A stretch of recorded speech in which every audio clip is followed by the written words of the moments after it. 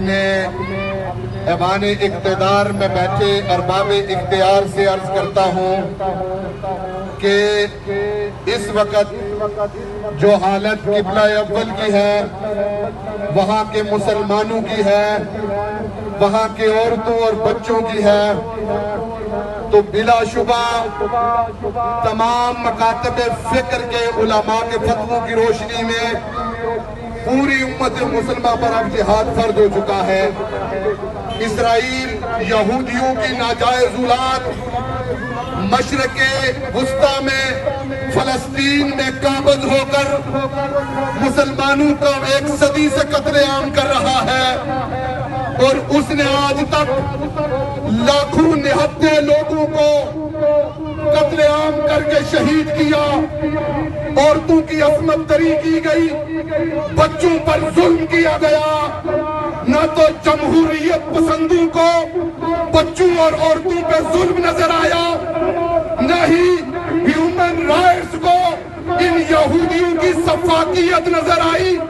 لیکن جب وہاں کے غیرت مند مسلمانوں نے اسرائیل کے چند آرمی تنصیبات پر حملہ کیا تو امریکہ سے لے کر یورپ سمیت ساری دنیا کا کفر اسرائیل کی پشت پہ کھڑا ہو کے کہتا ہے ہم اسرائیل کے ساتھ ہیں۔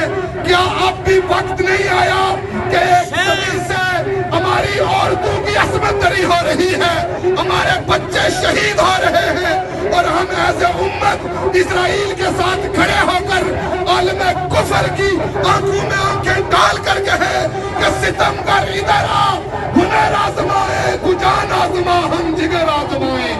مسلمانوں کا طریقہ کیا تھا؟ مسلمانوں کا طریقہ میں نے پہلے بھی یہ روایت سنائی، اسی پہ بات ختم کروں گا۔ ایک صحابی رسول تھے حضرت مہدی کرم۔ آج امت مسلمہ مجبور ہے، محکوم ہے، اس لیے کہ ہمارے سروں پر مسلط IMF کے غلام بیٹھے ہیں جنہوں نے اپنا بھی سودا کیا، اس قوم کا بھی سودا کیا۔ یہ جہاد کی بات کریں گے، ارے ایک چرچ پاکستان کے اندر ایک چرچ کو جلایا گیا، قرآن کی بے حرمتی ہوئی تو کوئی انسانی جان ضائع نہیں ہوئی، کسی کا قتل عام نہیں ہوا۔ چیف آف آرمی اسٹاف سے لے کر چیف جسٹس آف پاکستان تک، صدر اور وزیر اعظم تک وہاں پہ جا کے افسوس کرتے ہیں۔ میڈیا 4 دن چیختا ہے، وہاں پہ ان کو چرچ بنا کے دینے کا اعلان ہوتا ہے، جنہوں نے آگ لگائی ان کے خلاف کارروائی ہوتی ہے۔ ہم ملک میں آگ لگانے کے قائل نہیں ہیں، اس کی بات نہیں کر رہے، لیکن میں پوچھنا چاہتا ہوں کہ مستقبل میں 100 کے قریب لوگ شہید ہوئے اور 300 سے زائد دھماکے میں زخمی ہوئے۔ قصور کیا تھا؟ میلاد النبی کا جلوس تھا، اور ہمارے بغیرت حکمرانوں میں سے کسی نے ان کی داد رسی نہیں کی۔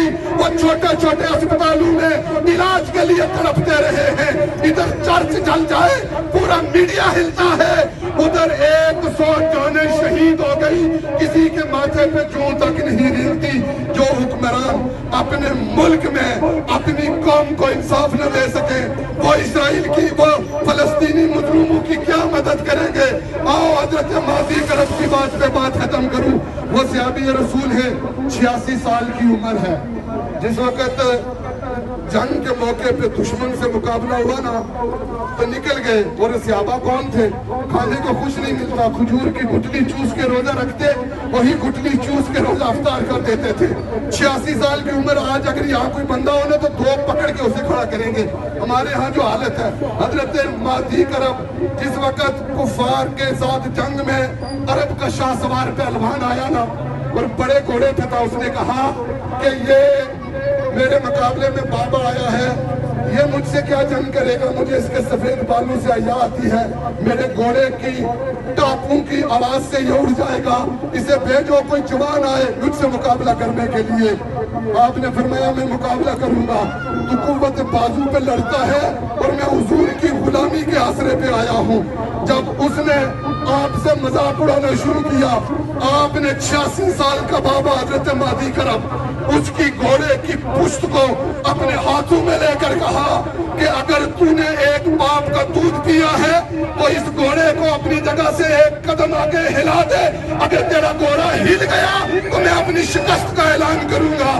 پھر تاریخ عالم نے دیکھا دیکھا، چشم فلک نے دیکھا کہ پوری قوت کے باوجود وہ 86 سال کے بابے کے ہاتھ سے اس کا گھوڑا ایک قدم آگے نہیں اٹھا سکا تھا۔ ہم ان لوگوں کے ماننے والے ہیں۔